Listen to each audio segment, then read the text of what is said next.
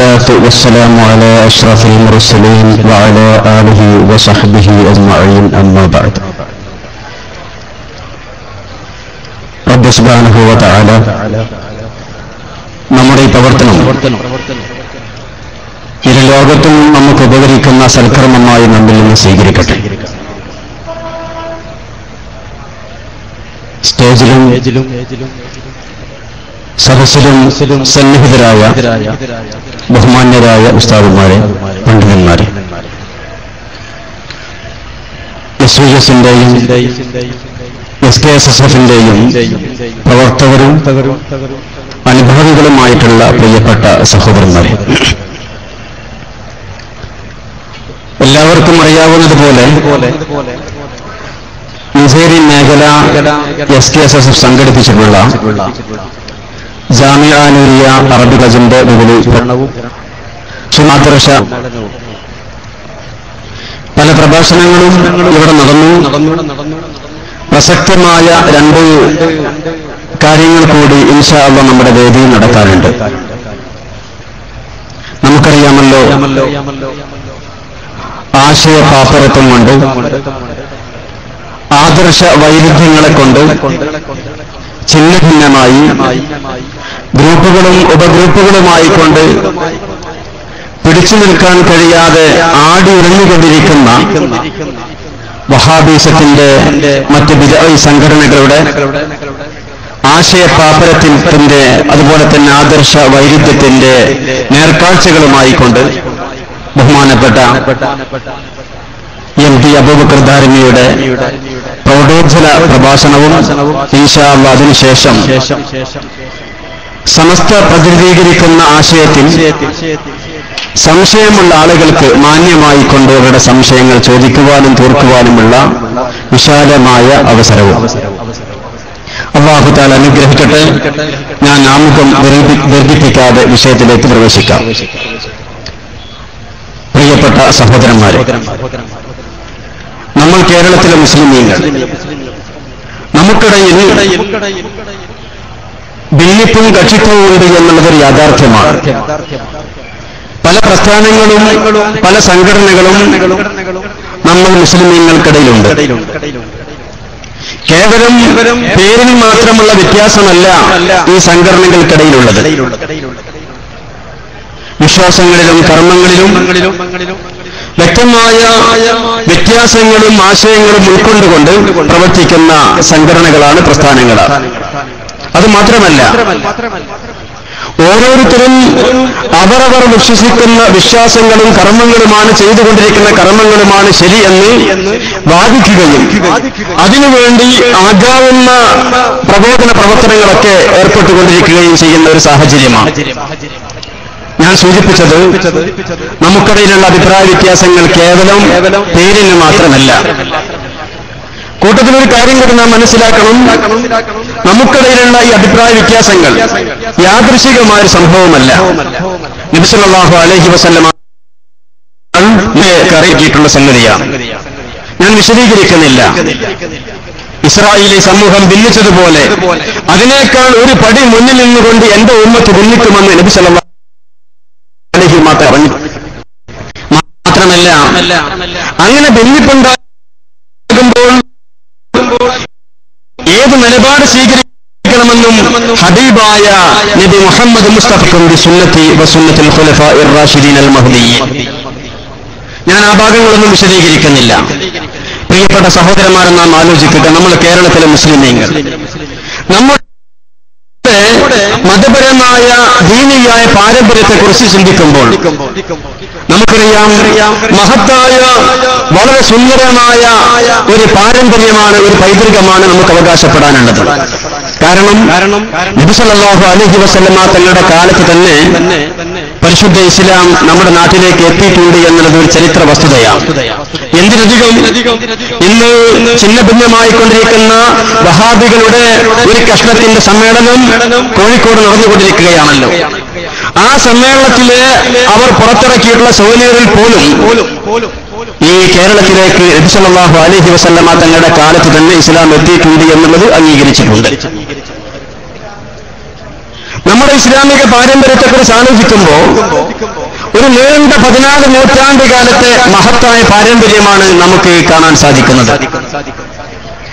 മഹത്തായ പാരമ്പര്യം, സഹാബിമാരുടെ നേതൃത്വം, ശേഷം താബിഈങ്ങളുടെ നേതൃത്വം, അതുപോലെ തന്നെ ഔലിയാഇന്റെയും സൂഫികളുടെയും ആരിഫീങ്ങളുടെയും നേതൃത്വവും സാന്നിധ്യവും, ഇതുകൊണ്ടൊക്കെ അനുഗ്രഹീതമായ അതിമഹത്തായ വളരെ സമ്പുഷ്ടമായ 14 നൂറ്റാണ്ട് കാലത്തെ പാരമ്പര്യമാണ് ഇൻഷാ അല്ലാഹ് അള്ളാഹുവിന്റെ വലിയ അനുഗ്രഹം കൊണ്ട് നമുക്ക് അവകാശപ്പെടാനുള്ളത്. നമുക്കറിയാമല്ലോ, നമ്മുടെ അപ്പുറത്തുള്ള സംഘടനകൾ, ജമാഅത്തെ ഇസ്ലാമിയുണ്ട്, തബ്ലീഗ് ജമാഅത്തുണ്ട്, അതുപോലെ തന്നെ വഹാബികളുണ്ട്. ഈ 3 പ്രസ്ഥാനങ്ങൾ കാര്യമായിക്കൊണ്ട് നമ്മുടെ അപ്പുറത്ത് പ്രവർത്തിച്ചുകൊണ്ടിരിക്കുന്ന 3 പ്രസ്ഥാനങ്ങളെയാണ് ഞാൻ സൂചിപ്പിച്ചത്. ഈ 3 സംഘടനകളിൽ ഏറ്റവും പഴക്കമുള്ള സംഘടനാ വിഭാഗം എന്ന നിലക്ക് നമുക്ക് വഹാബിസത്തെക്കുറിച്ച് പരിചയപ്പെടാം.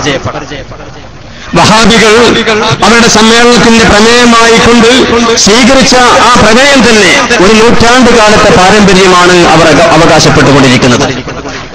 അഥവാ ഞാൻ പറഞ്ഞു കൊണ്ടുവന്ന കാര്യം, സുന്നികളാകുന്ന നമ്മുടെ പാരമ്പര്യവും അതുപോലെ തന്നെ അപ്പുറത്തുള്ള ആളുകളുടെ വഹാബികളുടെ പാരമ്പര്യവും കൂടി കൂട്ടി വായിക്കുമ്പോൾ 14 നൂറ്റാണ്ട് കാലത്തെ പാരമ്പര്യവും കേവലം ഒരു നൂറ്റാണ്ട് കാലത്തെ പാരമ്പര്യവും തമ്മിലുള്ള ഏറ്റുമുട്ടലാണ് ആശയപരമായി ആദർശപരമായി ഇവിടെ നടന്നുകൊണ്ടിരിക്കുന്നത്. നാം ആലോചിക്കുക, സഹാബിമാരിലൂടെ, താബിഈങ്ങളുടെ, താബിഈങ്ങളിലൂടെ, ഔലിയാക്കളിലൂടെ, സൂഫികളിലൂടെ, മഹാന്മാരിലൂടെ നമുക്ക് ലഭിച്ചിട്ടുള്ള 14 നൂറ്റാണ്ട് കാലം പഴക്കമുള്ള മഹത്തായ പാരമ്പര്യം. അന്നൊക്കെ ആക്ഷേപങ്ങളില്ലാതെ, എതിർപ്പുകളില്ലാതെ അംഗീകരിക്കുകയും വിശ്വസിക്കുകയും ചെയ്തിരുന്ന ഒരുപാട് കാര്യങ്ങളെ ചോദ്യം ചെയ്തുകൊണ്ട് രംഗത്ത് വന്ന ഒരു നൂറ്റാണ്ട് കാലത്തെ പാരമ്പര്യം. ഈ 2 പാരമ്പര്യവും തമ്മിലുള്ള ഏറ്റുമുട്ടലാണ് യഥാർത്ഥത്തിൽ സുന്നികളും അപ്പുറത്തുള്ള ആളുകളും തമ്മിൽ ആശയപരമായി ആദർശപരമായി ഇവിടെ നടന്നുകൊണ്ടിരിക്കുന്നത്. പ്രിയപ്പെട്ട സഹോദരന്മാരെ, ഞാൻ വിശദീകരിക്കുന്നില്ല. അഹ്ലുസുന്നത്ത് വൽ ജമാഅ സുന്നികളാകുന്ന നമുക്ക് ജമാഅത്തെ ഇസ്ലാമിയുമായി കൊണ്ട് ആശയപരമായി യോജിക്കാൻ സാധിക്കുന്നില്ല. വഹാബികളുമായി നമുക്ക് ആദർശത്തിൽ യോജിക്കാൻ സാധിക്കുന്നില്ല. തബ്ലീഗ് ജമാഅത്തുമായി ഒട്ടും നമുക്ക് യോജിക്കാൻ സാധിക്കുന്നില്ല. എന്തുകൊണ്ടാണ് ഈ 3 പ്രസ്ഥാനങ്ങളും അതുപോലെയുള്ള മറ്റ് പല തരീഖത്തുകളും മറ്റ് പല കള്ള പ്രസ്ഥാനങ്ങളും ഒക്കെ എതിർക്കപ്പെട്ടുകൊണ്ടിരിക്കുന്നത്? പ്രിയപ്പെട്ട സഹോദരന്മാരെ, നാം ആലോചിക്കണം. ഇസ്ലാമിന്റെ ശത്രുക്കളെ കുറിച്ച് നാം ചിന്തിക്കുമ്പോൾ അവർ ഏത് കാലത്ത് വന്നവരാണെങ്കിലും, ഏത് രാജ്യത്ത് വന്നവരാണെങ്കിലും, ഏത് പേര് സ്വീകരിച്ചുകൊണ്ട് വന്നവരാണെങ്കിലും അവരൊക്കെ ഒരു പോയിന്റിൽ ഒരു പിന്നിലും എത്തി നിൽക്കുന്നതായിക്കൊണ്ട് നമുക്ക് മനസ്സിലാക്കാൻ സാധിക്കും. നമുക്കറിയാമല്ലോ, ആദം നബി അലൈഹിസ്സലാത്തു വസ്സലാമിന് ഇബ്ലീസ് ഉൾപ്പെടെയുള്ള മലക്കുകളോട് അല്ലാഹു തആല സുജൂദ് ചെയ്യാൻ വേണ്ടി പറഞ്ഞപ്പോ മലക്കുകളൊക്കെ അല്ലാഹുവിന്റെ കൽപ്പന സ്വീകരിച്ചുകൊണ്ട് സുജൂദ് ചെയ്തു. ഇബ്ലീസ് മാത്രം ന്യായം പറഞ്ഞുകൊണ്ട് മാറിയെന്നു. അന്ന് മുതൽക്ക് പ്രവാചകന്മാരുടെ ശത്രുക്കളായിക്കൊണ്ട്, സത്യത്തിന്റെ ശത്രുക്കളായിക്കൊണ്ട്, ഇസ്ലാമിന്റെ ശത്രുക്കളായിക്കൊണ്ട്, മുഅ്മിനീങ്ങളുടെ ഔലിയാക്കന്മാരുടെ ശത്രുക്കളായിക്കൊണ്ട് ലോകത്ത് ആരൊക്കെ വന്നിട്ടുണ്ടോ അവർ മുഴുവനും, ഞാൻ നേരത്തെ പറഞ്ഞതുപോലെ, ഏത് പേരിൽ വന്നവരാണെങ്കിലും, ഏത് രാജ്യത്ത് വന്നവരാണെങ്കിലും, ഏത് കാലത്ത് വന്നവരാണെങ്കിലും അവരൊക്കെ അടിസ്ഥാനപരമായി ഒരു പോയിന്റിൽ എത്തി നിൽക്കുന്നുണ്ട്. അഥവാ അല്ലാഹു ആദരിച്ചതിനെ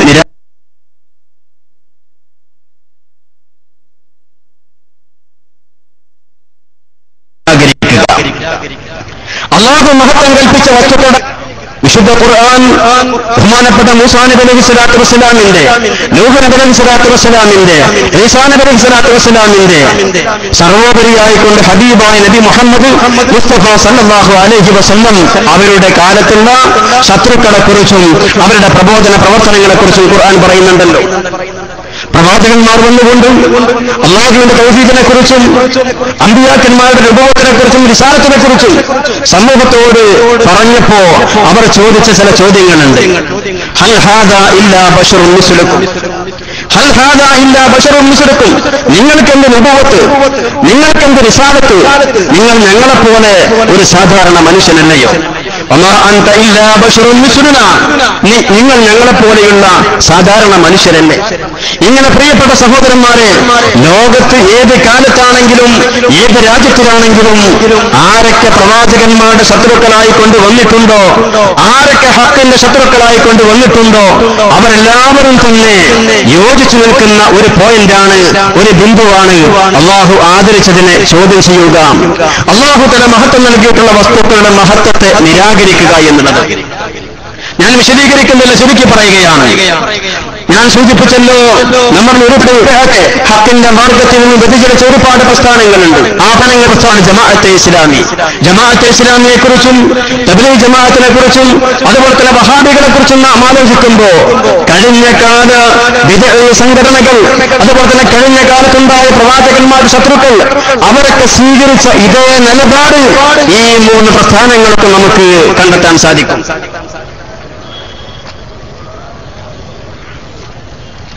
പ്രിയപ്പെട്ട സഹോദരന്മാർ,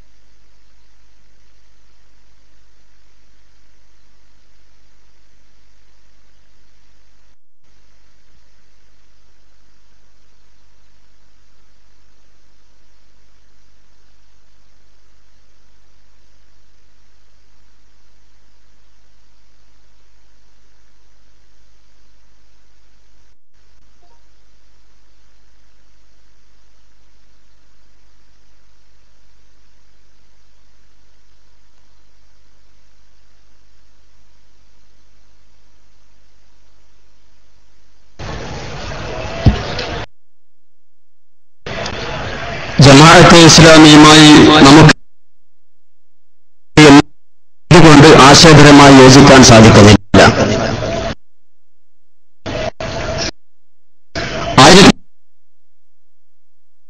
1987 ജമാഅത്ത് പുറത്തിറക്കിയ അവരുടെ മുഖപത്രം ഇതിൽ ഒരിക്കലും എഴുതിയിരിക്കുന്നു. എന്താണ് ചർച്ച ചെയ്യപ്പെടുന്ന വിഷയം? എന്തുകൊണ്ടാണ് പ്രവാചകന്മാർ മറവ് ചെയ്യപ്പെടുന്നത്? ഇതിൽ ലേഖനം ചോദിക്കുന്നു, സാധാരണ ആളുകൾ മരണപ്പെട്ടാൽ അല്പമയം കഴി മൃഗം വരാൻ തുടങ്ങും. അല്പസം കൂടി കഴിഞ്ഞാൽ ആളുകൾക്കൊക്കെ പ്രയാസമുണ്ടാക്കുന്ന അവസ്ഥ ഉണ്ടായിത്തീരും. ഇങ്ങനെ ഒരു മൃതദേഹം കൊണ്ട് ആളുകൾക്ക് ബുദ്ധിമുട്ടുണ്ടാകുന്ന അവസ്ഥ ഇല്ലാതിരിക്കാനാണല്ലോ ആളുകൾ മരണപ്പെട്ടാൽ അവരെ മറവ് ചെയ്യുന്നത്. ഇതിൽ നിന്ന് വ്യത്യസ്തമായൊരവസ്ഥ പ്രവാചകന്മാർക്കുണ്ടായിരുന്നെങ്കിൽ പിന്നെ പ്രവാചകന്മാര് മറവ് ചെയ്യപ്പെടേണ്ടെന്ന ആവശ്യമുണ്ടായിരുന്നു.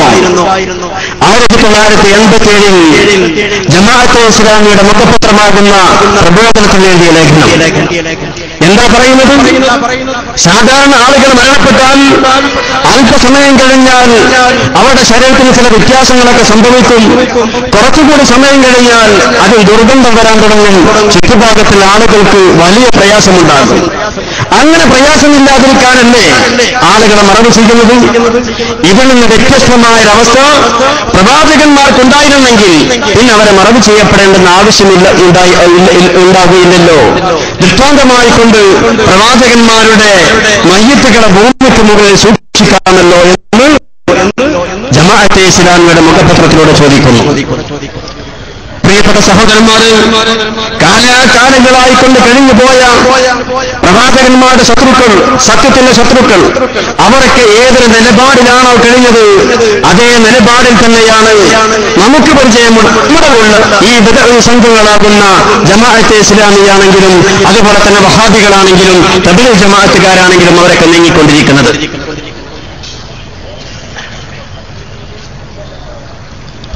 മുജാഹിദ് നേതാവ് ഉമർ സ്വല്ലം എഴുതിയിട്ടുള്ള പുസ്തകമാണ് മുഅ്ജിസത്തുൽ കറാമത്തുൻ എന്ന പേരുള്ള പുസ്തകം. ഈ പുസ്തകത്തിലൂടെ അദ്ദേഹം പറയുന്നു, പ്രവാചകന്മാർക്ക് അമാനുഷികമായി കൊണ്ട് സാധാരണ മനുഷ്യർക്കില്ലാത്ത ഒന്നുമില്ല. വഹ്യി ലഭിക്കുന്നുണ്ട്, അതിനപ്പുറം അവർക്കൊന്നുമില്ല. സാധാരണ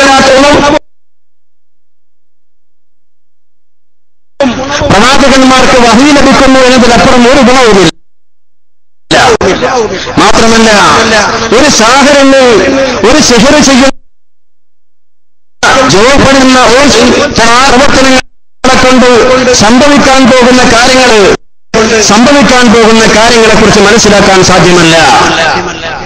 നമുക്കറിയാമല്ലോ, മക്കയിൽ അതിലെ മുശ്രിക്കുകൾ നബി സല്ലല്ലാഹു അലൈഹി വസല്ലം തങ്ങൾ ഈ സത്യദീനിന്റെ പ്രബോധനവുമായി കൊണ്ട് രംഗത്ത് വന്നപ്പോ ഹബീബായ നബി തങ്ങളെക്കുറിച്ച് പറഞ്ഞു, ഒരു സാഹിറാകുന്നു, ഒരു മാരണപ്പണിക്കാരനാകുന്നു, ജോത്സ്യനാകുന്നു എന്ന്.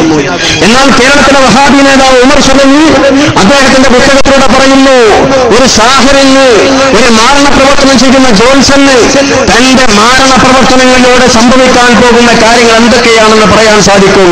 എന്നാൽ ഒരു പ്രവാചകന് തന്റെ മുഅ്ജിസത്ത് മുഖേന എന്തൊക്കെ കാര്യങ്ങളാണ് ഇവിടെ സംഭവിക്കുക ഇത് പറയാൻ സാധ്യമല്ല. പ്രവാചകന്മാരെക്കുറിച്ച് മാത്രമല്ല ഹബീബായ നബിയുടെ സഹാബിമാരെക്കുറിച്ച് നോക്കൂ. നിങ്ങൾ ഇത് 2002 മുജാഹിദുകൾ നടത്തിയ ഒരു സമ്മേളനത്തിന്റെ സൂനിയറ. ഈ സമ്മേളന സൂനിയറിന്റെ 207-ാമത്തെ പേജിൽ വഹാബികൾ ലേഖനം എഴുതിയിരിക്കുന്നു. ഖുർആൻ വ്യാഖ്യാനത്തിൽ മാത്രമല്ല, മതപരമായ കാര്യങ്ങളെ സ്വീകരിച്ചാദരിക്കുന്നതിലും മുജാഹിദ് പ്രസ്ഥാനം ഒട്ടനവധി സഹാബിമാരുടെ അഭിപ്രായങ്ങളെ വലിച്ചെറിഞ്ഞിട്ടുണ്ട്. ഒരു മുഅ്മിന് പ്രയോഗിക്കാൻ പറ്റിയ ഭാഷയാണോ ഇത്? ഖുർആൻ വ്യാഖ്യാനത്തിൽ മാത്രമല്ല, മതപരമായ കാര്യങ്ങളെ സ്വീകരിച്ചാചരിക്കുന്നതിനും മുജാഹിദ് പ്രസ്ഥാനം ഒട്ടനവധി സഹാബിമാരുടെ അഭിപ്രായങ്ങളെ വലിച്ചെറിഞ്ഞിട്ടുണ്ട് എന്ന് ഈ സമ്മേളന സുവിനീറിൽ എഴുതിയിരിക്കുന്നു. ഹബീബായ നബിയുടെ സഹാബിമാരെക്കുറിച്ച് മാത്രമല്ല, നിങ്ങളെല്ലാവരും കേട്ട് പരിചയമുള്ള സംഗതിയായിരിക്കും. മഹാനായ കുറിച്ച് എന്താ വഹാബികൾ എഴുതിയത്? നമ്മുടെ നാട്ടിലെ ഹൈന്ദവ സഹോദരന്മാർ അംഗീകരിക്കുകയും ആരാധിക്കുകയും അവരുടെ മതത്തിന്റെ നവോത്ഥാന നായകനായി കൊണ്ട് പരിചയപ്പെടുത്തുകയും ചെയ്യുന്ന ശ്രീ ശങ്കരാചാര്യരുടെ ഹൈന്ദവ സിദ്ധാന്തമാകുന്ന അദ്വൈത സിദ്ധാന്തം വിശ്വസിച്ചവരായിരുന്നു മഹാനായ ഗൗസുൽ ആസം മുഹീദ്ദീൻ ശൈഖ് റളിയല്ലാഹു അൻഹു എന്ന് വഹാബികൾ അവരുടെ പുസ്തകത്തിലും അവരുടെ അൽമനാറിലൂടെയും എഴുതിയിരിക്കുന്നു. ഇങ്ങനെ എന്തൊക്കെ നമുക്കറിയാമല്ലോ. മഹത്തായ സംസം വെള്ളത്തെക്കുറിച്ച്, അതുപോലെ തന്നെ ഹജറുൽ അസ്വദിനെ കുറിച്ച് ലോകത്തുള്ള മുസ്ലിമീങ്ങളും മുഅ്മിനീങ്ങൾക്ക് ബഹുമ കൈവരിക്കുകയും ചെയ്യുന്ന വളരെ മഹത്വമുള്ള ബഹുമാനിക്കണം നമ്മെ പഠിപ്പിച്ചിട്ടുള്ള പ്രധാനപ്പെട്ട 2 സംഗതികളാണല്ലോ സംസം വെള്ളം, അതുപോലെ തന്നെ ഹജറുൽ അസ്വദ്. സംസം വെള്ളത്തെക്കുറിച്ചും ഹജറുൽ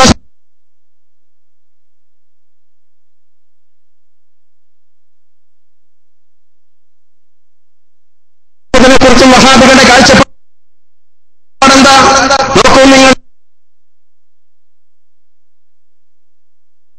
ഇത് കേരള നദവത്തുൽ മുജാഹിദീൻ പ്രസിദ്ധീകരിക്കുന്ന പുസ്തകമാണ്. മുസ്ലിങ്ങളുടെ അനാചാരങ്ങൾ ഒരു സമഗ്ര വിശകലനം എന്ന പേരുള്ള പുസ്തകം. ഈ പുസ്തകത്തിൽ സംസം വെള്ളത്തെക്കുറിച്ചും ഹജറുൽ അസ്വദിനെക്കുറിച്ചും അത്രപോലും സംസമിനെ കുറിച്ച് അവരുടെ ഏറെ രീതിയിലുള്ള കാഴ്ച കാണാൻ കിട്ടുന്ന പുസ്തകമാണ്. വിശകലന പേര് ജീരകത്തിന്റെ ഔഷധ വീര്യം പറയുന്ന വിശ്വസിക്കുന്ന ഹജറുൽ അസ്വദിനെ കുറിച്ചോ പുസ്തകത്തിൽ ഹജറുൽ അസ്വദ് സ്വർഗത്തിലെ കല്ലാകുന്നു എന്ന ധാരണ തെറ്റാകുന്നു. ഹജറുൽ അസ്വദിന് എന്തെങ്കിലും പ്രത്യേകത ഉണ്ട് എന്നുള്ള ധാരണ തെറ്റാകുന്നു. സാധാരണ ഒരു കല്ല് മാത്രമാണ് ഹജറുൽ അസ്വദ്. വഹാബികൾ അവരുടെ പുതിയ പുസ്തകത്തിൽ എഴുതിയ സംഗതിയാണ്. പ്രിയ സഹോദരരെ, അല്ലാഹു തആല ഏതൊക്കെ വസ്തുക്കൾ അംഗീകരിക്കണമെന്നാണോ പറഞ്ഞിട്ടുള്ളത്, ഏതൊക്കെ കാര്യങ്ങളെ ബഹുമാനിക്കണമെന്നാണോ പറഞ്ഞിട്ടുള്ളത്, അതിനെ മുഴുവനും ചോദ്യം ചെയ്തുകൊണ്ടുള്ള ഒരു സമീപനമാണ്, ഒരു പോക്കാണ് ഈ വഹാബികൾക്കും അതുപോലെ തന്നെ ജമാഅത്തെ ഇസ്ലാമിക്കുമുള്ളത്. ഒട്ടും വ്യത്യസ്തമല്ല തബ്ലീഗ് ജമാഅത്തിന്റെ കാര്യവും. തബ്ലീഗ് ജമാഅത്തിന്റെ കാര്യം ഒട്ടും വ്യത്യസ്തമല്ല. നേരത്തെ ഒരു സഹോദരൻ അദ്ദേഹത്തിന്റെ പ്രസംഗത്തോടെ സൂചിപ്പിച്ചു, ഏറ്റവും അപകടകാരിയായ ഒരു സംഘമാണ് തബ്ലീഗ് ജമാഅത്ത്. എന്തുകൊണ്ടെന്നാൽ വഹാബികളാണെങ്കിലും ജമാഅത്തുകാരാണെങ്കിലും അവരുടെ ആശയം എന്ത് എന്നുള്ളത് പരസ്യമായി പ്രകടിപ്പിച്ചുകൊണ്ട്, സുന്നികളോടുള്ള വിയോജിപ്പ് വ്യക്തമായി പ്രകടിപ്പിച്ചുകൊണ്ടാണ് വഹാബികളും ജമാഅത്തെ ഇസ്ലാമിയും പ്രവർത്തിക്കാറുള്ളത്. എന്നാൽ പറയാതിരിക്കാൻ നിർവാഹമില്ല. ഒരു കപട മുഖത്തോടുകൂടി പ്രവർത്തിക്കുന്ന ഒരു ബിദ്അഈ സംഘടനയാണ് തീർച്ചയായും തബ്ലീഗ് ജമാഅത്ത്. പ്രിയപ്പെട്ട സഹോദരന്മാരെ, വഹാബിസത്തിലേക്കാളും ജമാഅത്തെ ഇസ്ലാമിയെക്കാളും സാധാരണ മുസ്ലിമീങ്ങൾക്ക് ഏറ്റവും ഭീഷണിയായിട്ടുള്ള ഒരു സംഘമാണ്, ഒരു പ്രസ്ഥാനമാണ് തബ്ലീഗ് ജമാഅത്ത് എന്ന് അവരുടെ ഗ്രന്ഥങ്ങൾ പരിശോധിക്കുമ്പോൾ, അവരുടെ നേതാക്കന്മാരുമായി കൊണ്ട് അടുത്ത് പരിചയപ്പെടുമ്പോൾ നമുക്ക് മനസ്സിലാക്കാൻ സാധിക്കും. ചെറിയ വിഷയമല്ല. എങ്ങനെയെങ്കിലും നരകത്തിൽ രക്ഷപ്പെട്ടുകൊണ്ട് സ്വർഗം ലഭിക്കണം, അല്ലാഹുവിന്റെ പ്രീതി ലഭിക്കണമെന്ന് ആഗ്രഹിക്കുന്ന സാധാരണക്കാരായ വിവരമില്ലാത്ത ആളുകൾ ഒരുപക്ഷെ തബ്ലീഗുകാരന്റെ തൊപ്പി കണ്ടുകൊണ്ടും അവരുടെ നീളം കണ്ട് അവരുടെ പ്രതീകമാല കണ്ടുകൊണ്ട് ഇത് നല്ല പ്രസ്ഥാനമാണ്, ഇതിൽ കൂടിയാൽ സ്വർഗം ലഭിക്കും എന്ന് തെറ്റിദ്ധരിച്ചുകൊണ്ട് പ്രിയപ്പെട്ട സഹോദരന്മാരെ, സാധാരണ ആളുകൾക്ക് ഒരുപാട് ഭീഷണിയോടുകൂടി പ്രവർത്തിക്കുന്ന ഒരു ബിദ്അഈ സംഘടനയാണ് തബ്ലീഗ് ജമാഅത്ത്.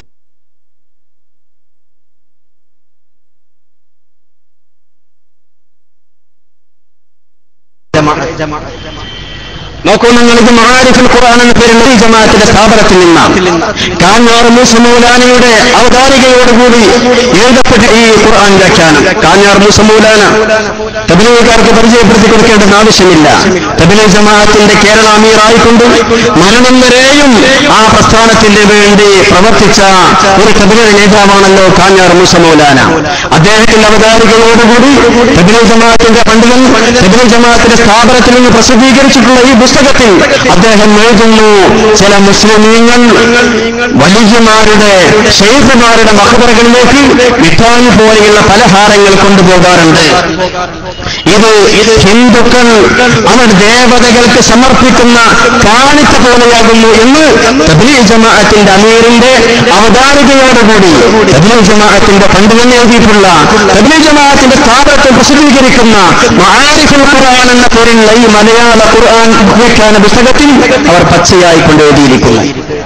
എന്താ പറഞ്ഞത്? ചില മുസ്ലിമീങ്ങൾ ശൈഖുമാരുടെ മഖ്ബറകളായി പോലെ കൊണ്ടാണ് ഇത് ഹിന്ദുക്കൾ അവരുടെ ദേവതകൾക്ക് സമർപ്പിക്കുന്ന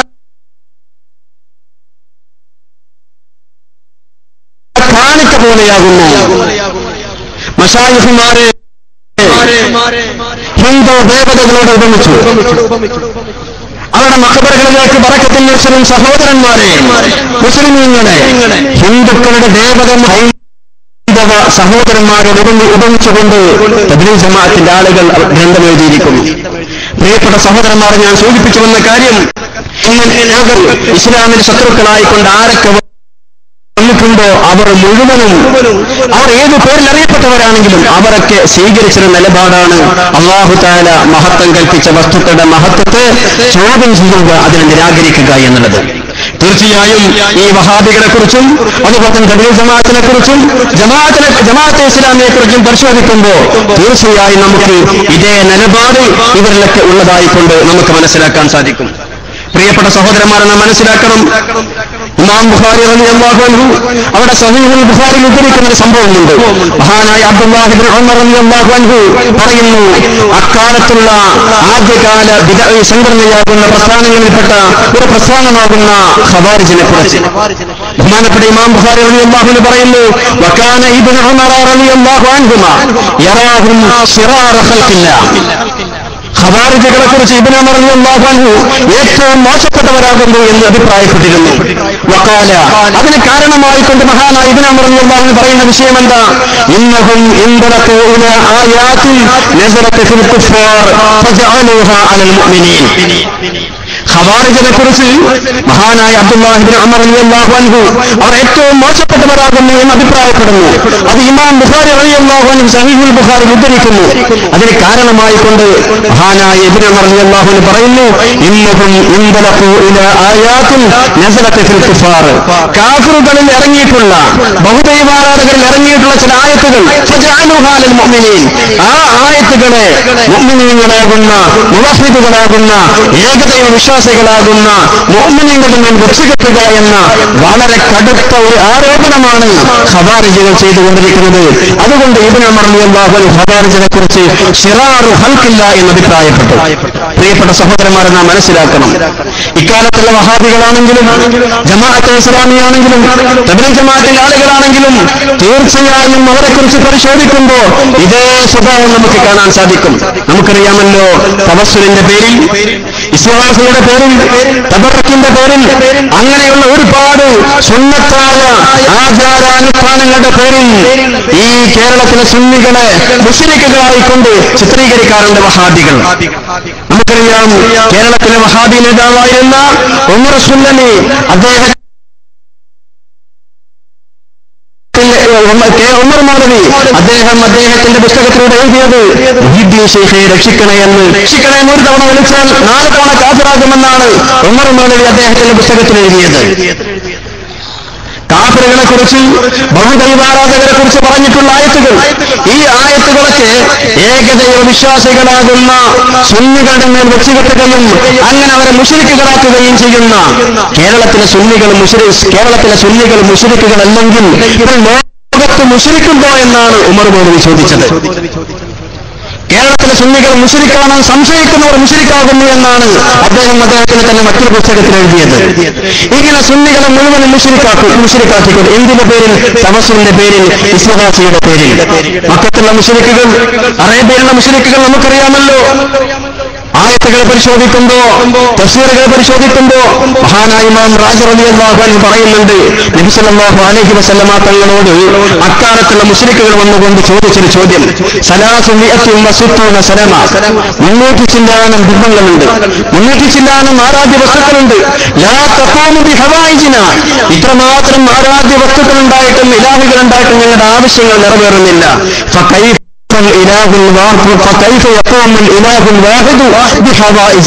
പിന്നെ എങ്ങനെയാണ് മുഹമ്മദ് ഒറ്റ ഇലാഹ് മാത്രമാകുമ്പോൾ ഞങ്ങളുടെ ആവശ്യങ്ങൾ പരിഹരിക്കപ്പെടുക? അത്ഭുതത്തോടുകൂടി മുശ്രിക്കുകൾ ചോദിച്ച ചോദ്യമാണിത്. വിശുദ്ധ ഖുർആൻ പറഞ്ഞില്ലേ, ഇങ്ങനെ ഒന്നിലധികം ഇലാഹുകൾ വിശ്വസിക്കുകയും ഒന്നിലധികം ശക്തികളെ ആരാധിക്കുകയും ചെയ്തിരുന്ന ആ മുശ്രിക്കുകളിൽ നിന്ന് ഇറങ്ങിയിട്ടുള്ള ആയത്തുകൾ മുഴുവനും ലാ ഇലാഹ ഇല്ലല്ലാഹ് വഹ്ദഹു ലാ ശരീക ലഹു എന്ന് വിശ്വസിക്കുകയും പറയുകയും പ്രഖ്യാപിക്കുകയും പ്രചരിപ്പിക്കുകയും ചെയ്യുന്ന സുന്നികളുടെ മേൽ വെച്ചുകെട്ടിക്കൊണ്ട് കേരളത്തിലെ സുന്നികൾ മുഴുവൻ മുശ്രിക്കുകളാകുന്നു, സുന്നികളെ നിങ്ങൾ ഷഹാദത്ത് ചൊല്ലിക്കൊണ്ട് ഇസ്ലാമിലേക്ക് കടന്നു വരുന്നു എന്നൊക്കെ പറഞ്ഞുകൊണ്ടിരിക്കുന്ന വഹാബികൾ. പക്ഷെ ഒരു കാര്യം നാം കൂട്ടത്തിൽ മനസ്സിലാക്കണം, ഇങ്ങനെ സുന്നികളെ കുറിച്ച് അവർ മുശ്രിക്കെന്ന് പറയുമ്പോൾ, സുന്നികളുടെ മേൽ ശിർക്ക് ആരോപിക്കുമ്പോൾ അവരുടെ ഈ ആരോപണത്തിനും അവരുടെ ഈ വാദത്തിനും എത്രമാത്രം ആത്മാർത്ഥത, എത്രമാത്രം വിശ്വാസം അവർക്കുണ്ട് എന്നതിനെ കുറിച്ച് ആലോചിക്കേണ്ടതുണ്ട്. കേരളത്തിലെ സുന്നികൾ മുഴുവൻ മുശ്രിക്കുകളാകുന്നു എന്നാണ് ഉമർ മൗലവി പറഞ്ഞത്. സുന്നികൾ മുശ്രിക്കാണ്, സംശയിക്കുന്നവർ മുശ്രിക്കാണെന്നാണ് അദ്ദേഹം സംസദിൽ എഴുതിയത്. മുഹീദ്ദീൻ ശൈഖയെ രക്ഷിക്കണേ എന്ന് ഒരു തവണ വിളിച്ചാൽ നാളെ അവിടെ കാഫിറാകുമെന്നാണ് ഉമർ റളിയല്ലാഹു പറഞ്ഞത്. പക്ഷേ ഇങ്ങനെയുള്ള വഹാബികൾ, നമുക്കറിയാമല്ലോ നമ്മുടെ നാട്ടിലൊക്കെ വഹാബികൾ നമ്മുടെ പള്ളികളിൽ വരാറുണ്ട്. ജമാഅത്ത് നടക്കുന്ന സമയത്ത് ഖുതുബയ്യത്ത് ഓതുന്ന, മൗലിദ് ഓതുന്ന, തവസ്സുൽ നടത്തുന്ന, ഇസ്തിഗാസ നടത്തുന്ന സുന്നി ഇമാമിനെ തുടർന്ന് നിസ്കരിക്കാറുണ്ട്. നമ്മുടെ നാട്ടിലൊക്കെ കാണുന്ന കാര്യമല്ലേ? സുന്നികളിലും തവസ്സുലിന്റെ പേരിൽ മുശ്രിക്കാണ്, ഇസ്തിഗാസയുടെ പേരിൽ മുശ്രിക്കാണെന്നൊക്കെ പറയുമ്പോ, തബറക്കിന്റെ പേരിൽ മുശ്രിക്കാണെന്നൊക്കെ പറയുമ്പോ ഇവർ തന്നെ തവസ്സുലിന്റെ നടത്തുന്ന, ഇസ്തിഗാസ ചെയ്യുന്ന, മൗലിദ് ഓതുന്ന, ഇതുപോലെയുള്ള കാര്യങ്ങളൊക്കെ വിശ്വസിക്കുകയും പ്രവർത്തിക്കുകയും ചെയ്യുന്ന സുന്നി ഇമാമുമാരെ തുടരാറുണ്ട്. അവർക്ക് സലാം പറയാറുണ്ട്, സുന്നികളർക്ക് ഭക്ഷിക്കാറുണ്ട്, സുന്നികളുമായി കൊണ്ട് വിവാഹബന്ധത്തിൽ ഏർപ്പെടാറുണ്ട്. പൊതുവരിൽ കാണുന്ന ആശയപരമായ ഒരു പാപ്പരത്വമാണ്, വൈരുദ്ധ്യമാണ് നമുക്ക് അവിടെയും കാണാൻ സാധിക്കുന്നത്.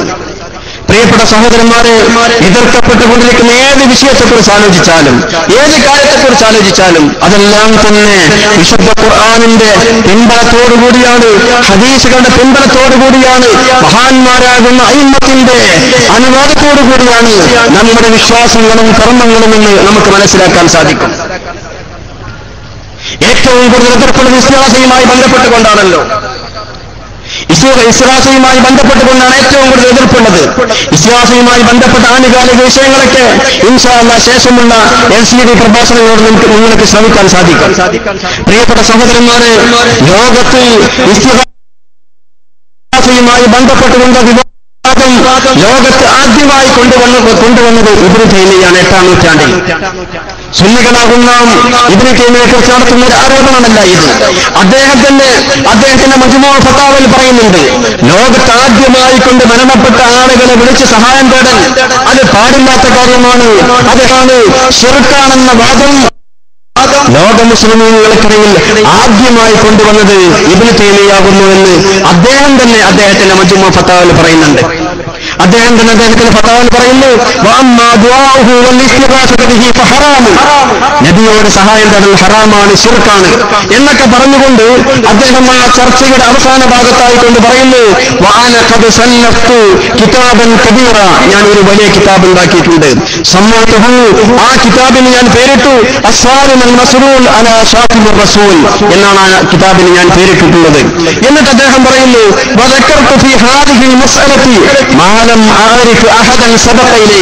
ആ കിതാബിൽ ഈ വിഷയവുമായി ബന്ധപ്പെട്ടുകൊണ്ട്, അഥവാ ഇസ്തിഗാസയുമായി ബന്ധപ്പെട്ടുകൊണ്ട് ഞാൻ ഒരു വിഷയം പറഞ്ഞിട്ടുണ്ട്. എന്റെ മുമ്പ് ആരും പറഞ്ഞിട്ടില്ലാത്ത, എന്റെ മുമ്പ് ഒരാളും പറഞ്ഞിട്ടില്ലാത്തൊരു വിഷയം ഞാൻ ആ കിതാബിൽ പറഞ്ഞിരിക്കുന്നു എന്ന് ഇബ്നു തൈമിയ്യ തന്നെ, അദ്ദേഹമാണ് ഇസ്തിഗാസ ആദ്യമായി കൊണ്ട് എതിർത്തത്. മരിച്ച മഹാന്മാരോട്, മരണപ്പെട്ടു പോയ മഹത്തുക്കളോട് സഹായം തേടാൻ ശിർക്കാകുന്നു, പാടില്ലാത്ത കാര്യമാകുന്നു എന്ന ഈ നൂതന വാദം മുസ്ലിം ലോകത്ത് ആദ്യമായി കൊണ്ടുവന്നത് ഇബ്നു തൈമിയ്യാകുന്നു എന്ന് അദ്ദേഹം തന്നെ സ്വന്തം സമ്മതിക്കുന്നു. നബിയെ വിളിച്ചുകൊണ്ട് സഹായം തേടൽ ഈ വിഷയത്തിൽ ഞാൻ എന്റെ മുമ്പ് ആരും പറയാത്ത കാര്യം ഞാൻ പറഞ്ഞിട്ടുണ്ട്. വിശുദ്ധ ഖുർആൻ പരിശോധിക്കുമ്പോ, സഹാബികളുടെ ചരിത്രങ്ങൾ പരിശോധിക്കുമ്പോ, താബിഈങ്ങളുടെ ഇമാമുമാരുടെ ചരിത്രങ്ങൾ പരിശോധിക്കുമ്പോ ഇതിനൊക്കെ ധാരാളം ഉദാഹരണങ്ങൾ നമുക്ക് കാണാൻ സാധിക്കും. വിശുദ്ധ ഖുർആൻ പറഞ്ഞില്ലേ, ഇന്നമാ വലിയ്യുകുമുല്ലാഹു വറസൂലുഹു വല്ലദീന ആമനു അല്ലദീന യുഖീമൂനസ് സ്വലാത്ത വയൂതൂനസ് സകാത്ത വഹും റാക്കിഊൻ. വിശുദ്ധ ഖുർആൻ റൂഹുൽ ബയാൻ വിശദീകരിക്കുന്നുണ്ട്, ഈ തഫ്സീർ റാസി വിശദീകരിക്കുന്നുണ്ട്. മരിച്ചവരെന്നോ ജീവിച്ചിരിക്കുന്നവരെന്നോ വ്യത്യാസമില്ലാതെ, ജീവിച്ചിരിക്കുന്നവരെന്നോ മരണപ്പെട്ടവരെന്നോ വ്യത്യാസമില്ലാതെ മുഅ്മിനീങ്ങൾ നിങ്ങളുടെ സഹായികളാകുന്നു, മുഅ്മിനീങ്ങൾ നിങ്ങളുടെ സഹായികളാകുന്നു. മാത്രമല്ല വിശുദ്ധ ഖുർആൻ തുറന്നുകൊണ്ട് പറഞ്ഞു, വമൻ യതവല്ലല്ലാഹ വറസൂലഹു വല്ലദീന ആമനു ഫഇന്ന ഹിസ്ബല്ലാഹി ഹുമുൽ ഗാലിബൂൻ. സച്ചരിതരായ ആളുകളുടെ പ്രവർത്തനങ്ങൾ പരിശോധിക്കുമ്പോൾ, മഹാവീരരെ പരിശോധിക്കോ പ്രിയപ്പെട്ട സഹോദരന്മാരെ, അവരൊക്കെ ഈ ഇസ്തിഗാസയും തബറുക്കും ധാരാളം ചെയ്തവരും അതൊക്കെ കൽപ്പിക്കുകയും കിതാബുകൾ രേഖപ്പെടുത്തുകയും ചെയ്തവരാ. മഹാനായ ഇമാം ഷാഫി റളിയല്ലാഹു അൻഹു, ബഹുമാനപ്പെട്ട ഇമാം ഷാഫി റളിയല്ലാഹു അൻഹു തൗഹീദും ശിർക്കും മനസ്സിലാക്കാത്തവരാണോ? ബഹുമാനപ്പെട്ട ഇമാം ഷാഫി റളിയല്ലാഹു അൻഹു സുന്നത്തും ബിദ്അത്തും അറിയാത്തവരാണോ? ബഹുമാനപ്പെട്ട ഇമാം ഷാഫി റളിയല്ലാഹുവിനെ കുറിച്ച് സഹീഹായ ചരിത്രങ്ങളിൽ കാണാം. ബഹുമാനപ്പെട്ടവർ പറയുന്നു, ഇന്നി ലഅതബറകു ബിഅബി ഹനീഫ റളിയല്ലാഹു അൻഹു, ഞാൻ അബൂ ഹനീഫ ഇമാമിനെ കൊണ്ട് ബറക്കത്തെടുക്കാറുണ്ട്, ഞാൻ അബൂ ഹനീഫ ഇമാമിനെ കൊണ്ട് ബർക്കത്തെടുക്കാറുണ്ട്. എപ്പോഴും ഞാൻ അവിടെ ഖബർ സന്ദർശിക്കാറുണ്ട്. എനിക്ക് പ്രത്യേകമായ വല്ല ആവശ്യവും ഉണ്ടായാൽ ഞാൻ 2 റക്അത്ത് നിസ്കരിക്കും.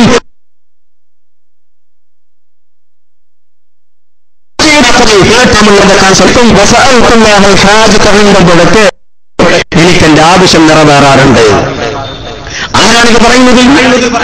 നാസിറുൽ ഹദീസ് എന്ന് ലോകം മുഴുവൻ ലഖബ് നൽകിക്കൊണ്ട് സ്ഥാനപ്പേർ നൽകിക്കൊണ്ട് ആദരിച്ചിട്ടുള്ള മഹാനായ ഇമാം ഷാഫിഈ റളിയല്ലാഹു അൻഹു. അവർക്ക് തൗഹീദും ശിർക്കും മനസ്സിലാക്കിയവരാണ്. അതുപോലെ സുന്നത്തും ബിദ്അത്തും മനസ്സിലാക്കിയവരാണ്. ബഹുമാനപ്പെട്ടവർ പറയുന്നു കൊണ്ട് ബർക്കത്തെടുക്കാറുണ്ട്. എല്ലാ സമയത്തും ഞങ്ങളുടെ ഖബർ സന്ദർശിക്കാറുണ്ട്. പ്രത്യേകമായി കൊണ്ട് വല്ല ആവശ്യവും ഉണ്ടായാൽ ഞാൻ 2 റക്അത്ത് നിസ്കരിക്കുകയും എന്നിട്ട് ഞാൻ അവിടെ ഖബർ സന്ദർശിക്കുകയും ചെയ്യും. അവിടെ വെച്ചുകൊണ്ട് ഞാൻ ദുആ ചെയ്യും. അങ്ങനെ ചെയ്യുമ്പോഴൊക്കെ എന്റെ ആവശ്യം നിറവേറിയിട്ടുണ്ട്. മഹാനായ ഇമാം അബൂ ഹനീഫ റളിയല്ലാഹു അൻഹു മദ്ഹബിന്റെ ഇമാമല്ലേ? മദ്ഹബിന്റെ ഇമാമാകുന്ന ഇമാമുൽ ആലം ഇമാം അബൂ ഹനീഫ റളിയല്ലാഹു അൻഹു നബി സല്ലല്ലാഹു അലൈഹി വസല്ലം തങ്ങളെ വിളിച്ചുകൊണ്ട് സഹായം തേടിയിട്ടുള്ള, നബി തങ്ങളെ വിളിച്ചുകൊണ്ട് ഇസ്തിഗാസ ചെയ്തിട്ടുള്ള ചരിത്രങ്ങൾ, ബഹുമാനപ്പെട്ടവരുടെ ചരിത്രങ്ങൾ നമുക്ക് കാണാൻ സാധിക്കുമല്ലോ. ബഹുമാനപ്പെട്ട ഇമാമുൽ ആലം റളിയല്ലാഹു അൻഹുവിനേതായി ചരിത്രത്തിൽ രേഖപ്പെടുത്തിയിട്ടുള്ള ഒരു ബൈത്ത്, യാ സയ്യിദസ് സാദാത്ത് ജിഇതുക ഖാസിദാ പച്ചയായ ഇസ്തിഗാസയല്ലേ? അത് പച്ചയായ ഇസ്തിഗാസയല്ലേ? യാ സയ്യിദസ് സാദാത്ത് ജിഇതുക ഖാസിദാ, നേതാക്കളുടെ നേതാവാകുന്ന ഹബീബായ നബിയെ, അർജൂ റിലാക വഅഹ്തനീ ബിഹിമാക, അങ്ങയുടെ പൊരുത്തം എനിക്ക് ആവശ്യമുണ്ട്. വഅഹ്തനീ ബിഹിമാക, അവിടുത്തെ കാവൽ എനിക്ക് ആവശ്യമുണ്ട്. ആരാണിത് പറയുന്നത്? മഹാനായ ഇമാം അബൂ ഹനീഫ റളിയല്ലാഹു അൻഹു, മദ്ഹബിന്റെ ഇമാമാകുന്ന ഇമാം അബൂ ഹനീഫ റളിയല്ലാഹു അൻഹു. അർജൂ റിലാക വഅഹ്തനീ ബിഹിമാക, അങ്ങയുടെ പൊരുത്തം എനിക്ക് വേണം, അങ്ങയുടെ കാവൽ എനിക്ക് വേണം.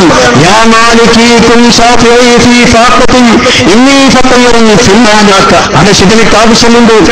ജനങ്ങളുടെ കൂട്ടത്തിൽ അങ്ങയുടെ ശുപാർശയാണ് എനിക്ക് ആവശ്യമുള്ളത്. യാ മാലികി, എന്റെ ഉടമസ്ഥരാകുന്ന ഹബീബായ നബിയെ, കുൻ ശാഫിഈ ഫീ ഫാഖതി, എന്റെ ഫാഖത്തിന്റെ സമയത്ത്, എന്റെ ദാരിദ്ര്യാവസ്ഥയിൽ അങ്ങയുടെ ശഫാഅത്ത് എനിക്ക് ആവശ്യമുണ്ട്.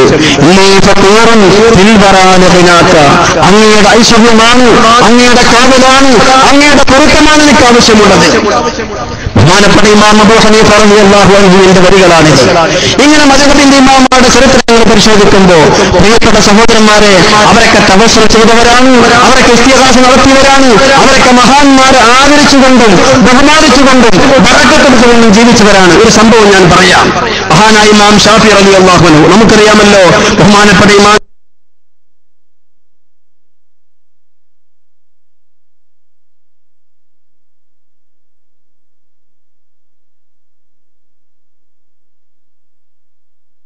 ഷാഫിഈ റളിയല്ലാഹു അൻഹു ജീവിതം ഇറാഖിലും മിസ്റിലുമായിക്കൊണ്ടാണ് ഉണ്ടായിട്ടുള്ളത്. ആദ്യകാലത്ത് മഹാനായ ഇമാം അവറുകൾ ഇറാഖിലാണ് ജീവിച്ചത്. അങ്ങനെ ഇറാഖിൽ ജീവിച്ചു. ഒരുപാട് ശിഷ്യന്മാർ മഹാനായ ഇമാം അവറുകൾക്ക് ഇറാഖിലുണ്ട്. അങ്ങനെ ഇറാഖിൽ നിന്ന് ഇറാഖിൽ വെച്ചുകൊണ്ട് മഹായിരുന്നു ബഹുമാനത്തിന് ഹംബൽ റളിയല്ലാഹു അൻഹു. കൽപ്പന പ്രകാരം റബീഉ റളിയല്ലാഹു അൻഹു ഇമാം ഷാഫിയുടെ കൂടെ മിസ്റിലേക്ക് പോന്നു. ഇമാം അഹ്മദ് ബിൻ ഹംബൽ റളിയല്ലാഹു അൻഹു ഇറാഖിൽ തന്നെ നിന്നു. അങ്ങനെ ബഹുമാനായ ഇമാം ഷാഫിഈ റളിയല്ലാഹു അൻഹു റബീഉ റളിയല്ലാഹു അൻഹു അടക്കമുള്ള കുറച്ച് ശിഷ്യന്മാരും മിസ്റിലേക്ക് വരികയും മിസ്റിൽ കഴിയുകയും ചെയ്തുകൊണ്ടിരിക്കുന്ന സമയത്ത് ബഹുമാനപ്പെട്ട ഇമാം ഷാഫിഈ റളിയല്ലാഹു അൻഹു ഈ എഴുത്ത്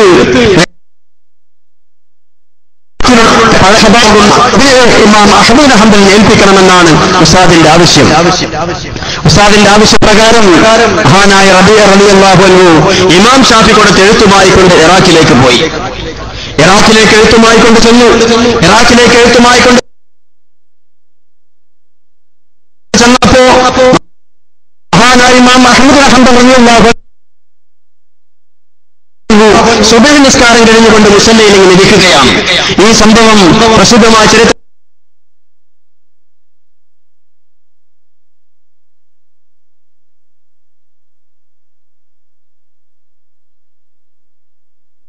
കിതാബുകളിലൊക്കെ കാണാം. ഇമാം ഇബ്നു കസീർ റളിയല്ലാഹു അൻഹു അൽ-ബിദായത്ത് വൻ-നിഹായ സംഭവം പറയുന്നുണ്ട്. ഇറാഖിൽ ചെന്നു അഹ്മദ് ബിൻ ഹംബൽ അന്വേഷിച്ചുകൊണ്ട് അവർ മുസല്ലയിൽ ഇങ്ങനെ ഇരിക്കുകയാണ്. ഈ എഴുത്ത് ബഹുമാനപ്പെട്ട ഇമാം അഹ്മദ് ബിൻ ഹംബൽ റളിയല്ലാഹു അൻഹു ചോദിച്ചു, അല്ല നിങ്ങൾ ഇമാം അഹ്മദ് ബിൻ ഹംബൽ റളിയല്ലാഹു അൻഹു എഴുത്ത് വാങ്ങി എഴുത്ത് ഇങ്ങനെ വായിച്ചിട്ട് ബഹുമാനപ്പെട്ട ഇമാമയുടെ കണ്ണിൽ നിന്ന് കണ്ണുനീരിങ്ങനെ വരാൻ തുടങ്ങി. ഇത് ചോദിച്ചപ്പോ ഈ വിഷയത്തെക്കുറിച്ച് ബഹുമാനപ്പെട്ട റബീ റളിയല്ലാഹു അൻഹു ചോദിച്ചു, അല്ല ഉസ്താദ് എന്ന് എഴുത്ത് വായിച്ചു നോക്കിക്കൊണ്ട് നിങ്ങൾ എന്തിനാ കരയുന്നത്? കരയാൻ മാത്രം എന്ത് വിഷയമാണ് എഴുത്തിലുള്ളത് എന്ന് ചോദിച്ചപ്പോ ബഹുമാനപ്പെട്ട റബീഇനോട് ഇമാം അഹ്മദ് ബിൻ ഹംബൽ റളിയല്ലാഹു അൻഹു വിശദീകരിക്കുകയാണ്, ഈ എഴുത്തിൽ രണ്ട് കാര്യങ്ങളുണ്ട്. രണ്ട് കാര്യങ്ങളാണ് ഈ എഴുത്തിലൂടെ ഉസ്താദ് എന്നെ അറിയിക്കുന്നത്. ഒന്ന്, മിസ്റിൽ വെച്ചുകൊണ്ട് ഹബീബായ നബിയെ ഉസ്താദ് സ്വപ്നം കണ്ടിരുന്നു. സ്വപ്നം കണ്ടപ്പോ സ്വപ്നത്തിലൂടെ ഹബീബായ നബി തങ്ങൾ എനിക്ക് സലാം പറയാൻ വേണ്ടി ഏൽപ്പിച്ചിട്ടുണ്ട്. എനിക്ക് സലാം പറയാൻ വേണ്ടി നബി തങ്ങൾ ഇമാം ഷാഫിയെ നമ്മുടെ ഉസ്താദിനെ ഏൽപ്പിച്ചു. അതിനെക്കുറിച്ച് ആലോചിക്കുമ്പോൾ എനിക്ക് സന്തോഷമുണ്ട്. കാരണം ഹബീബായ നബി തങ്ങൾ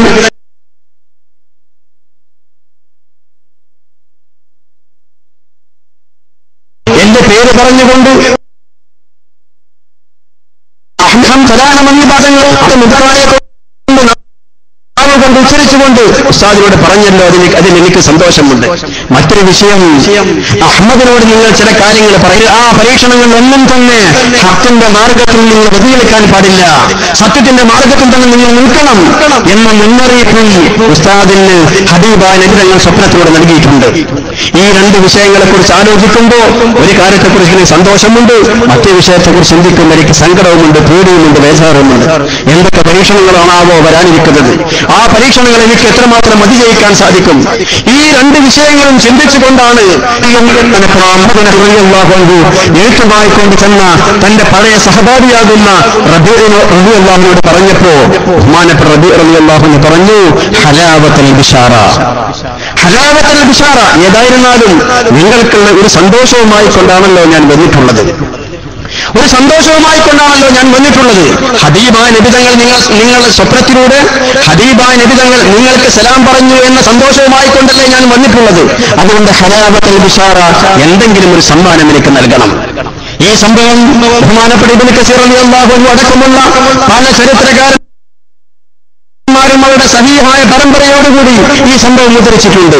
അൽ-ബിദായത്ത് വൻ-നിഹായയിലും അതുപോലെ പല ഗ്രന്ഥങ്ങളിലും ഈ സംഭവം കാണാം. മഹാനായ റബീ റളിയല്ലാഹു അൻഹു പറഞ്ഞു, ഹലാവത്തുൽ ബിശാറ, എന്തെങ്കിലും ഒരു സമ്മാനം എനിക്ക് നൽകണം. ഈ സമ്മാനം നൽകണമെന്ന് പറഞ്ഞപ്പോ ബഹുമാനപ്പെട്ട അഹ്മദ് ബിൻ ഹംബൽ റളിയല്ലാഹു അൻഹു സമ്മാനമായി കൊണ്ട് നൽകിയതെന്താ? ഫഖലാ ഖദീസഹു അല്ലദീ യലീജുഹു. ബഹുമാനപ്പെട്ട ഇമാം അവர்கள் ആ ധരിച്ചിട്ടുള്ള ആ ഖമീസ് അഴിച്ചുകൊണ്ട്, ആ കുപ്പായം അഴിച്ചുകൊണ്ട് മഹാനായ റബീഅത്തേക്ക് മിസ്റിലേക്ക് വന്നു. മിസ്റിലേക്ക് വന്നുകൊണ്ട് ഈ സംഭവങ്ങളൊക്കെ വിശദീകരിച്ചു കൊടുത്തു. ഈ സംഭവങ്ങളൊക്കെ വിശദീകരിച്ചു കൊടുത്തപ്പോ ബഹുമാനപ്പെട്ട ഇമാം ഷാഫി റളിയല്ലാഹു അൻഹു തന്റെ ശിഷ്യനാകുന്ന അഹ്മദ് ബിൻ ഹംബലിന്റെ ശരീക്കാകുന്ന സഹപാഠിയാകുന്ന സമ്മാനവുമായി കൊണ്ടുവന്ന റബീഇനോട് പറഞ്ഞു, ലസ്തു അഫ്ജഅക ഫീഹി, നിങ്ങൾ വാങ്ങിയ സമ്മാനം എനിക്ക് വേണമെന്ന് ആവശ്യപ്പെട്ടുകൊണ്ട് ഞാൻ നിങ്ങളെ പ്രയാസപ്പെടുത്തുന്നില്ല, ഞാൻ നിങ്ങളെ ബുദ്ധിമുട്ടാക്കുന്നില്ല. വലാകിൻ ബുല്ലഹു ബിൽ മാഇ, നിങ്ങൾ ഈ കുപ്പായം കൊണ്ടുപോയി വെള്ളത്തിൽ മുക്കൂ. ഈ കുപ്പായം കൊണ്ടുപോയി നിങ്ങൾ വെള്ളത്തിൽ മുക്കൂ. എന്നിട്ട് ആ വെള്ളം എനിക്ക് കൊണ്ടുപോയി തരണം. ഹത്താ അതബറക ബിഹി, ആ വെള്ളം കൊണ്ട് ഞാൻ ബറക്കത്ത് വെക്കട്ടെ. ആരാണിത് പറയുന്നത്? മഹാനായ ഇമാം ഷാഫി റളിയല്ലാഹു അൻഹു. അഹ്മദ് ബിൻ ഹംബലിന്റെ കുപ്പായം മുക്കിയ വെള്ളം എനിക്ക് കൊണ്ടുവന്ന് തരണം. ഹത്താ അതബറക ബിഹി, ആ വെള്ളം കൊണ്ട് ഞാൻ ബറക്കത്ത് വെക്കട്ടെ.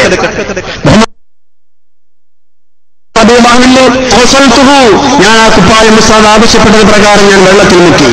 വഹമൽതു മാഅഹു ഇലൈഹി, ആ വെള്ളം ഞാൻ ഉസ്താദിനെ കൊണ്ടുപോയി ഏൽപ്പിച്ചു. ഫതറകഹു ഫീ ഖിന്നീന, ബഹുമാനപ്പെട്ട ഉസ്താദ് അവர்கள் ആ വെള്ളം ഒരു തോൽപാത്രത്തിൽ സൂക്ഷിച്ചു.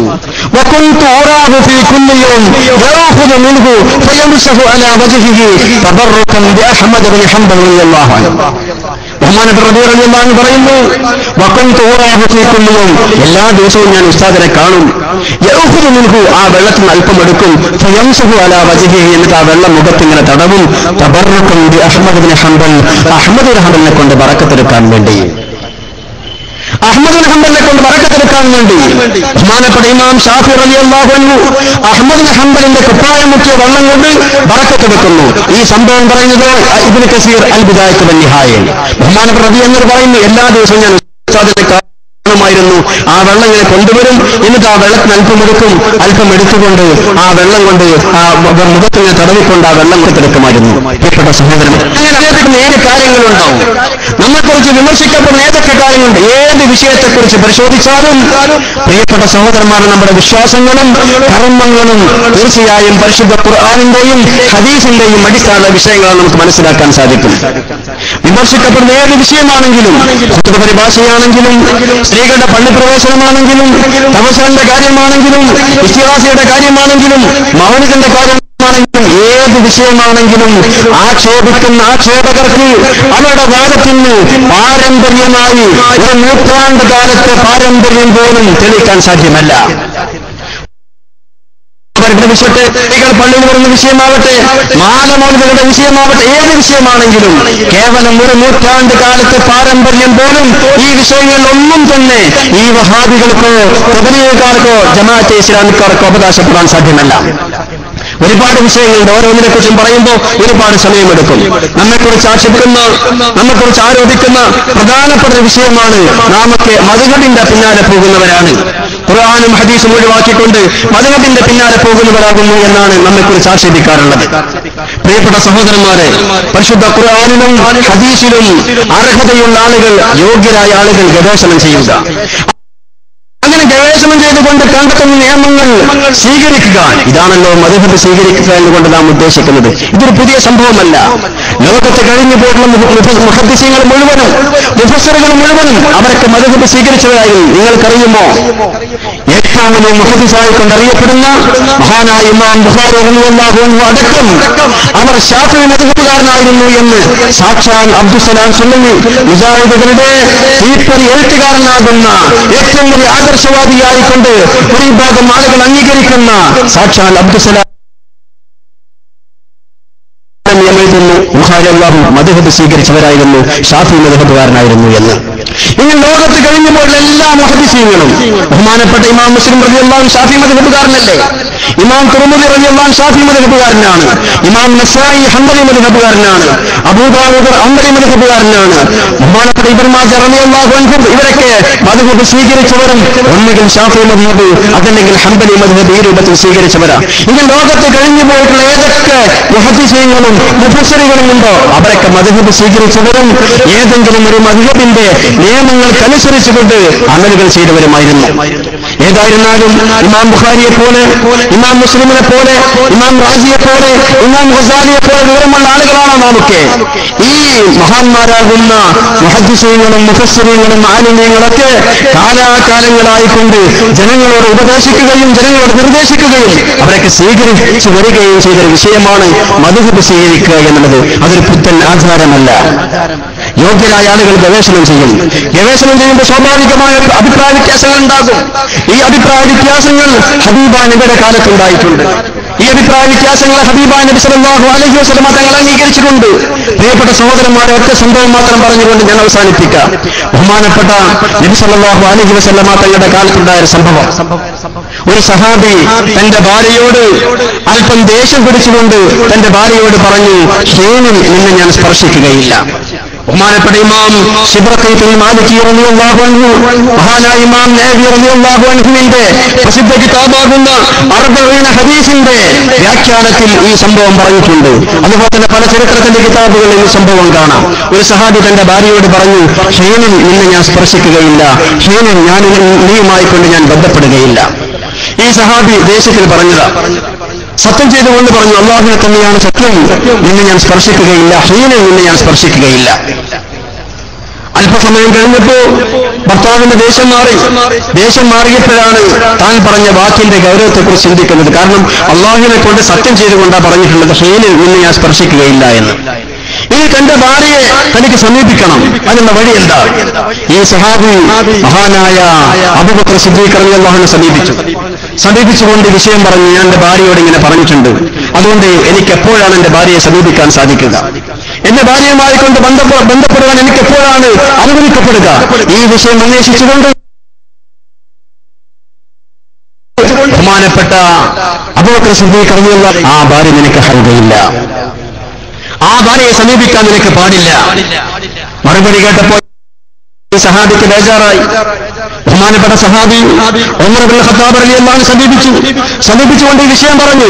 ബഹുമാനപ്പെട്ട ഉമർ ഇബ്നുൽ ഖത്താബ് റളിയല്ലാഹു അൻഹു പറഞ്ഞു, 40 വർഷത്തിന് ശേഷം നിനക്ക് അല്പം കഴിഞ്ഞാൽ. ഇത് കേട്ടപ്പോഴും ബഹുമാനപ്പെട്ട സഹാബിക്ക് തൃപ്തിയായില്ല. ബഹുമാനപ്പെട്ടവർ മഹാനായ ഉസ്മാൻ ഇബ്നു അഫ്ഫാൻ റളിയല്ലാഹു അൻഹു സമീപിച്ചു. ഉസ്മാൻ ഇബ്നു അഫ്ഫാൻ റളിയല്ലാഹു അൻഹു സമീപിച്ചുകൊണ്ട് വിഷയം പറഞ്ഞു, എപ്പോഴാണ് എനിക്ക് എന്റെ ഭാര്യയെ സമീപിക്കാൻ പറ്റുക, എന്റെ ഭാര്യയുമായി കൊണ്ട് എനിക്ക് എപ്പോഴാണ് ബന്ധപ്പെടാൻ പറ്റുക ചോദിച്ചപ്പോൾ ബഹുമാനപ്പെട്ട ഉസ്മാൻ ഇബ്നു അഫ്ഫാൻ റളിയല്ലാഹു അൻഹു പറഞ്ഞു, 1 വർഷത്തിന് ശേഷം നിനക്ക് നിന്റെ ഭാര്യയെ സമീപിക്കാം. ഈ സഹാബിക്ക് തൃപ്തിയായില്ല.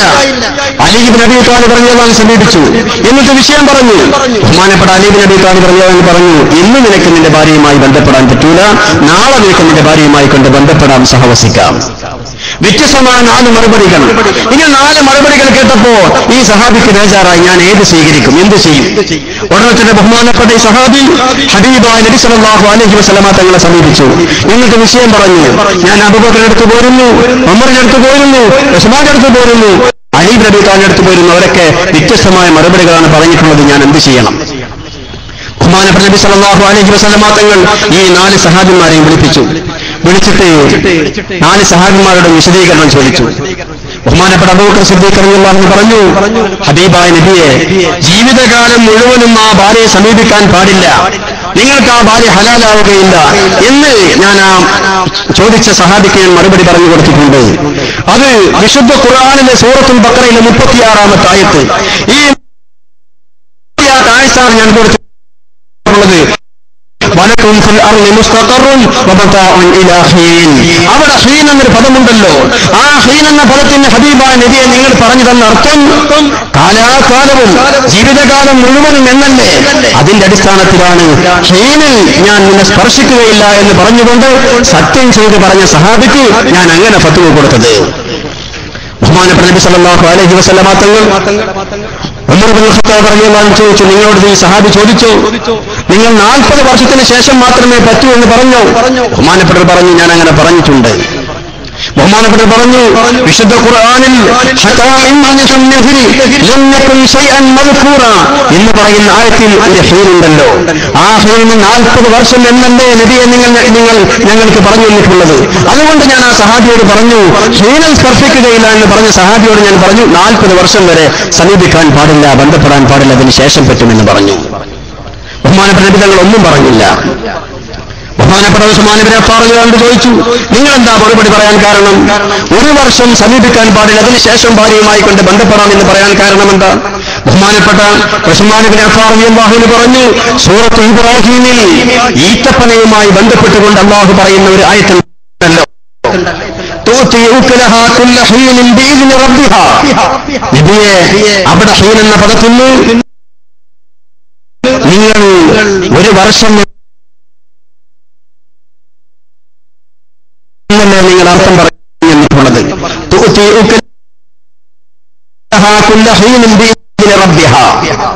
അതുകൊണ്ട് ഞാൻ പറഞ്ഞു, 1 വർഷം സമീപിക്കാൻ പാടില്ല, 1 വർഷത്തിന് ശേഷം. കാരണം 1 ദിവസം പാടില്ല. സൂറത്തുൽ റൂമിൽ അല്ലാഹു പറയുന്നില്ലേ, ഫസുബ്ഹാനല്ലാഹി ഹീന തുംസൂന വഹീന തുസ്ബിഹൂൻ. അവിടെ ഹീൻ എന്നൊരു പദം, ഹീൻ എന്നൊരു കലിമത്തുണ്ടല്ലോ. ആ ഹീൻ എന്ന കലിമത്തിന്റെ അർത്ഥം 1 ദിവസം എന്നല്ലേ? 1 ദിവസത്തിലെ വൈകുന്നേരം, 1 ദിവസത്തിലെ രാവിലെ സമയം, പ്രഭാത സമയം എന്നല്ലേ? അവർ നബിയെ നിങ്ങൾ പറഞ്ഞു തന്ന വിശദീകരണം അർത്ഥം 1 ദിവസം എന്നല്ലേ? അതുകൊണ്ട് നബിയെ ഞാൻ പറഞ്ഞു, ഇന്ന് പാടില്ല, നാളെ പറ്റുമെന്ന് പറഞ്ഞു. പ്രിയപ്പെട്ട സഹോദരന്മാരെ, എന്തിനു വേണ്ടിയാണ് ഞാൻ സംഭവം ഉദ്ധരിച്ചത്? ശാഫിഈ മദ്ഹബ്, ഹംബലി മദ്ഹബ്, മാലിക്കി മദ്ഹബ്, ഹനഫി മദ്ഹബ്, ഈ 3 മദ്ഹബുകളും വ്യത്യസ്തമായ നിയമങ്ങളാണ്. ഒരുപാട് വിഷയങ്ങൾ വ്യത്യാസമുണ്ട്. പക്ഷേ ഏത് മദ്ഹബിന്റെ ഇമാം പറഞ്ഞ അഭിപ്രായമാണെങ്കിലും പ്രിയപ്പെട്ട സഹോദരന്മാരെ, സുന്നികളാകുന്ന എല്ലാത്തിനെയും അംഗീകരിക്കും. കാരണം എല്ലാവർക്കും തെളിവുകളുണ്ട്. ഖുർആനിന്റെയും ഹദീസിന്റെയും അടിസ്ഥാനത്തിലാണ് പറയുന്നത്. ഇങ്ങനെ വിശുദ്ധ ഖുർആനിലും ഹദീസിലും ഗവേഷണം ചെയ്തുകൊണ്ട് അർഹരായ ആളുകൾ, യോഗ്യതയുള്ള ആളുകൾ മതവിധികൾ പറയും. അഭിപ്രായ വ്യത്യാസങ്ങളുണ്ടാകും. അഭിപ്രായ വ്യത്യാസങ്ങളുണ്ടാകുമ്പോൾ ഇഷ്ടമുള്ളത് സ്വീകരിക്കാം. എല്ലാത്തിനെയും നിബിധങ്ങൾ ശരിവച്ചിട്ടുണ്ട്. ബഹുമാനപ്പെട്ട ഇമാം ശിബ്റഖീത്തുൽ മാലിക്കി റളിയല്ലാഹു പറയുന്നു, ഈ 4 സഹാബിമാരുടെ മറുപടി ഹബീബായ നബി തങ്ങൾക്ക് കേട്ടപ്പോ നബി സല്ലല്ലാഹു അലൈഹി വസല്ലമ തങ്ങൾ പുഞ്ചിരിച്ചുകൊണ്ട് പറഞ്ഞു, നിങ്ങൾക്ക് ഇഷ്ടമുള്ളത് സ്വീകരിക്കാമെന്ന് പറഞ്ഞു. പ്രിയപ്പെട്ട സഹോദരന്മാരെ, ഇതാണ് 4 മദ്ഹബുകൾ. വഹാബികൾ വിമർശിക്കുന്നത് പോലെ, ജമാഅത്തുകാർ വിമർശിക്കുന്നത് പോലെ, മതെന്ന് പറഞ്ഞാൽ ഖുർആനും ഹദീസും അല്ലാത്ത ഒന്നല്ല. ഓരോ വിഷയങ്ങളിലും അർഹരായ ഗവേഷണ യോഗ്യരായ ആളുകൾ ഖുർആനിലും ഹദീസിലും ഗവേഷണം ചെയ്യുന്നു.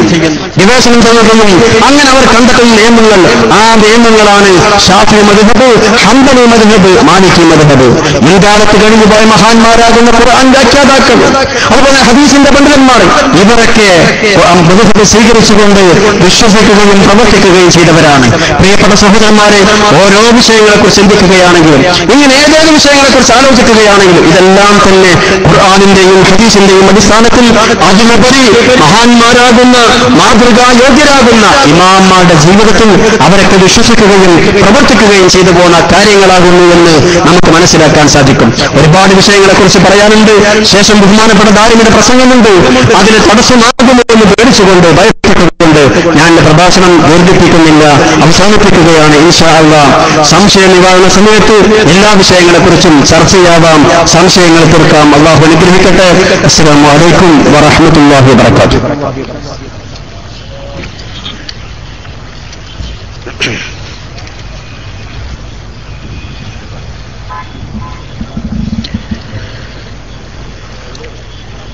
ഇനി സദസ്സിനെ അഭിസംബോധന ചെയ്ത്